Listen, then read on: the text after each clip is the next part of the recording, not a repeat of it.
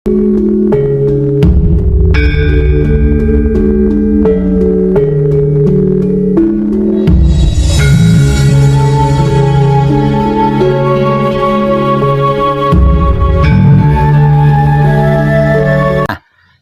kaitannya, tentang inilah kaitannya dengan para kadang kita yang masih punya keraguan di luar sana.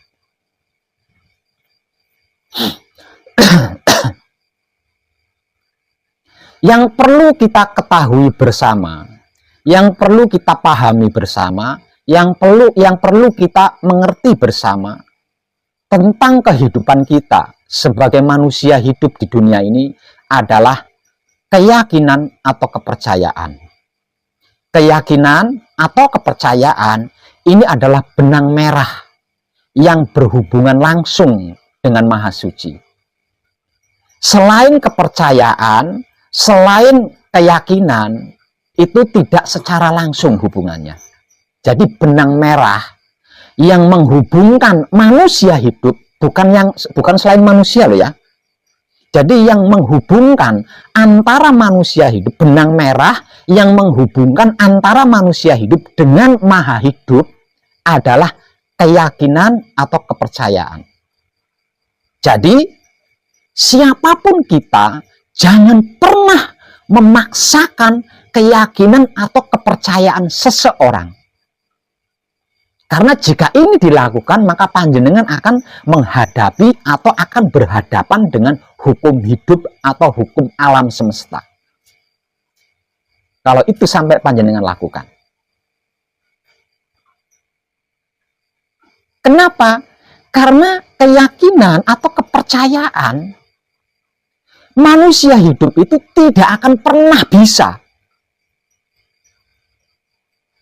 kalau tidak mengalami sendiri secara pasti dan jelas. Di dogma, di doktrin, model apapun, manusia hidup itu tidak akan pernah bisa percaya, tidak akan pernah bisa yakin kalau belum mengalami sendiri secara jelas dan pasti. Ini hukum alam. Ini hukum realita. Artinya, keyakinan atau kepercayaan ini kan tidak bisa dipaksakan, apapun alasannya. Nah, jika sampai ada seseorang memaksakan tentang keyakinan atau kepercayaan, maka dia akan berhadapan dengan hukum hidup atau hukum alam semesta, yang secara awam disebut-sebut sebagai karma. Paham nggih? Nah, sekarang selanjutnya tentang keraguan-keraguan yang dialami oleh beberapa kadang kita di luar sana.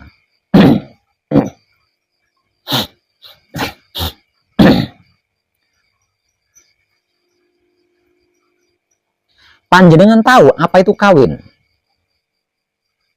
Tahu nggak jenengan? Kawin itu apa? Nikah, kawin atau nikah? Perkawinan atau pernikahan? Panjenengan tahu tidak? Panjenengan sudah punya istri kan?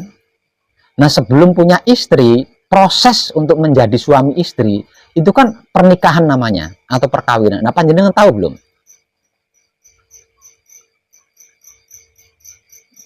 Pasti panjenengan tidak tahu kan? Makanya tanpa berpikir panjang, panjenengan langsung nikah gitu aja. Langsung kawin begitu saja. Nikah atau pernikahan, kawin atau perkawinan, inilah yang dimaksud manunggal jati. Artinya tidak mudah di situ. Ya, tidak mudah. Oleh leluhur kita, oleh para pendahulu kita, pelajaran tentang manunggal jati ini difilosofikan dengan sebuah perkawinan atau pernikahan antara dua jenis yang berbeda.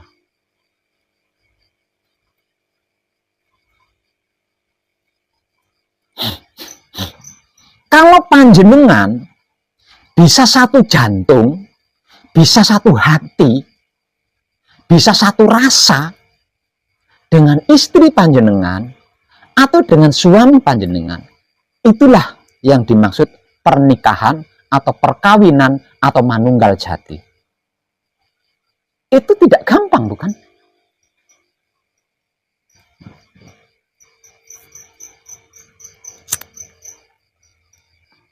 Selama ada perselisihan, selama ada pertengkaran, selama hati panjenengan belum bersatu, selama jantung panjenengan belum bersatu, berarti panjenengan sesungguhnya masih selingkuh. Belum nikah, belum kawin, panjenengan masih selingkuh di situ. Statusnya itu masih perselingkuhan.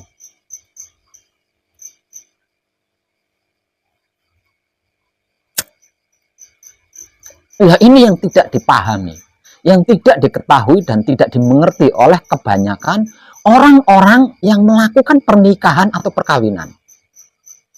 Sebab karena itu pernikahannya, perkawinannya tidak membawa mereka berdua ke dalam dimensi ketentraman atau kebahagiaan yang hakiki. Karena apa? Karena nggak ngerti, nggak paham, nggak tahu apa itu pernikahan, apa itu perkawinan. Itu sakral. Karena pernikahan atau perkawinan sesungguhnya adalah manunggal jati itu. Sebab karena itu, di dalam keyakinan atau kepercayaan apapun, pernikahan ini ada ritualnya. Ada ritualnya. Dan biaya ritualnya itu nggak murah, nggak sedikit. Tidakkah panjenengan berpikir sampai ke situ? Ada ritualnya. Ada tanggapannya, ada pestanya. Bahkan seluruh warga sekampung, sampai-sampai di luar kampungnya sendiri diundang untuk ikut hadir, untuk ikut menyaksikan. Nah, dari situ saja seharusnya kita sudah bisa menemukan kesimpulannya bahwasanya pernikahan itu adalah sakral.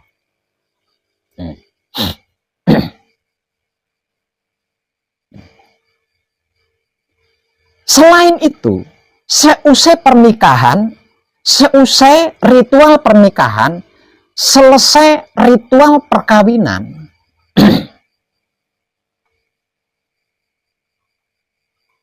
seorang pembimbing pernikahan, seorang pembimbing atau pemandu perkawinan itu akan memberikan petunjuk-petunjuk bagaimana melakukan hubungan suami istri di atas tempat tidur. Ini di dalam agama apapun ada, sama seperti itu. Dan menghadapi realita kehidupan sehari-hari di dalam berumah tangga. Untuk panjenengan yang sudah menikah, yang sudah pernah nggak berpikir sedalam itu?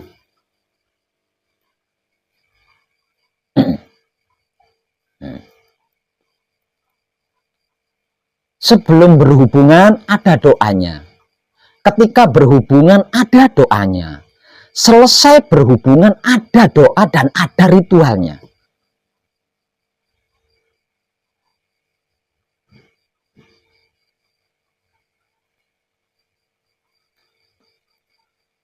Dan yang paling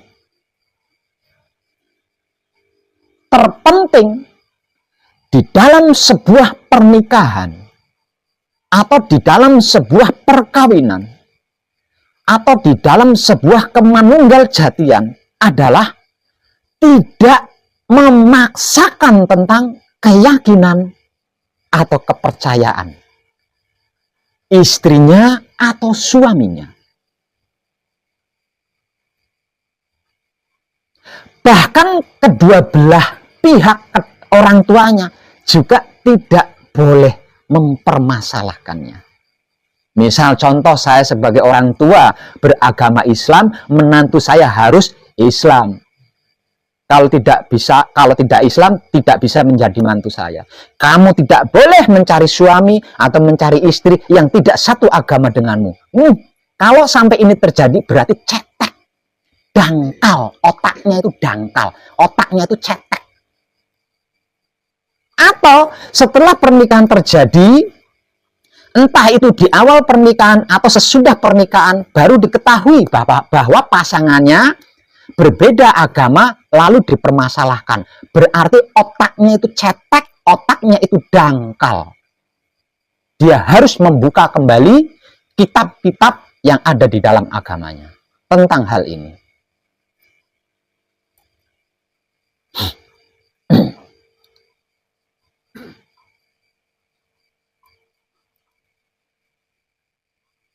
Dan ilmu pengertian, ilmu pemahaman, ilmu pengetahuan terkait dengan keraguan yang dialami oleh beberapa kadang kita di luar sana sebagai berikut.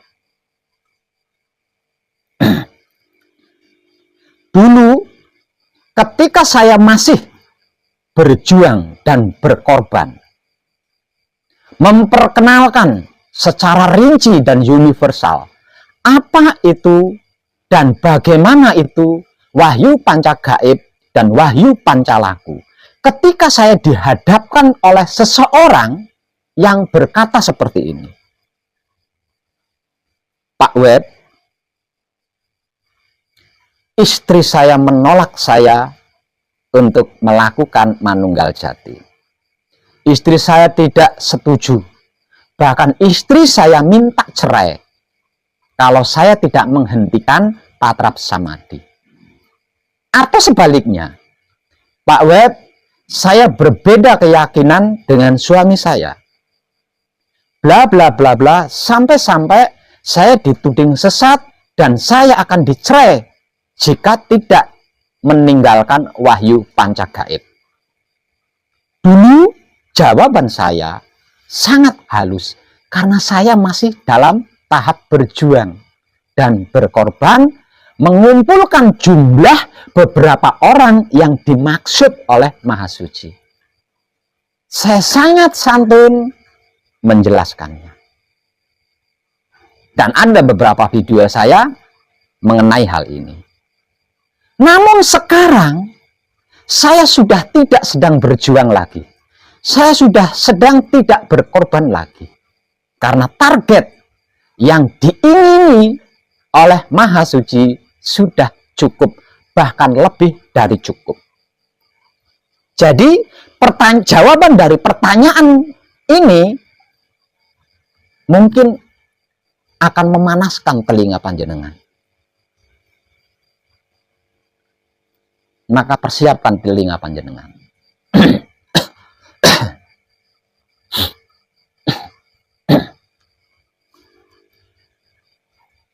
Pernikahan atau perkawinan di dalam religius model apapun, kepala keluarga, kepala rumah tangga adalah laki-laki. Ini di dalam religius apapun loh, di dalam agama apapun. Bahkan di dalam aturan Baduy sekalipun, pemimpin keluarga, kepala keluarga adalah laki-laki yang bertitel sebagai suami.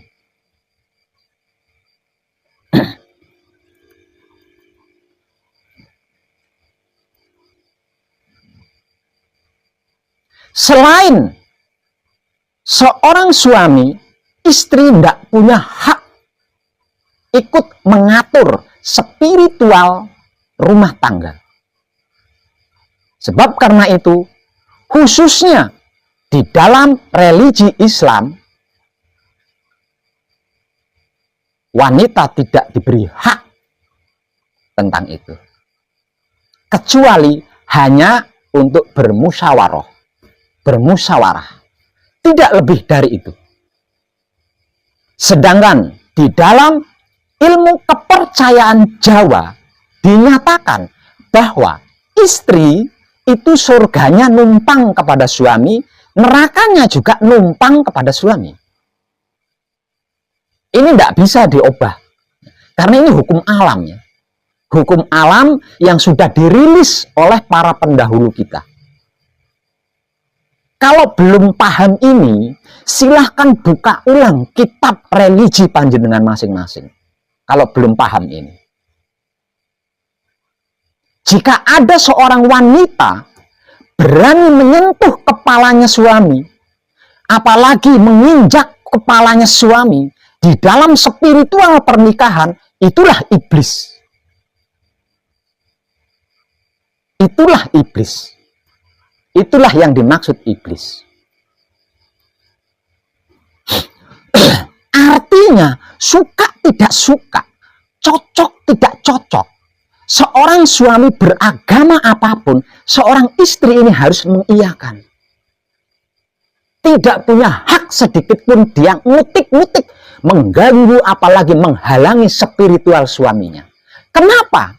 Karena secara awam, surga, neraka, dunia, akhiratnya seorang istri ini bergantung pada suaminya. Gitu loh.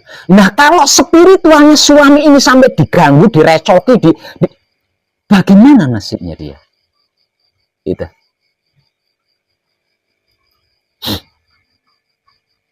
Tidak bisa. Apapun alasannya, saya katakan tidak bisa. Semua kitab sudah pernah saya baca.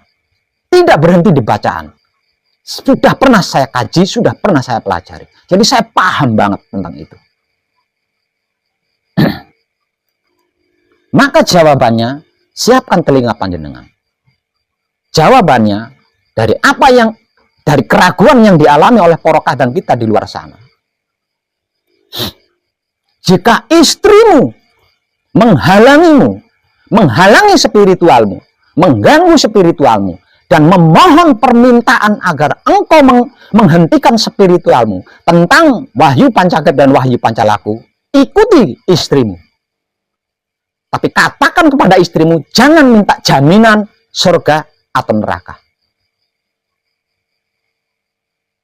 Ikuti agama istrimu. Kalau kamu masih meragukan wahyu pancagaib, kalau panjenengan semua masih meragukan wahyu pancagaib dan istri panjenengan seperti itu, tinggalkan wahyu pancagaib, ikuti apa yang dimau oleh istrimu, tapi dengan satu syarat, agar supaya istri panjenengan tidak menuntut surga dan neraka kepada panjenengan. Karena surga nerakanya istri panjenengan itu bergantung pada panjenengan. Ada di tanggung jawab panjenengan sebagai seorang kepala rumah tangga atau kepala keluarga.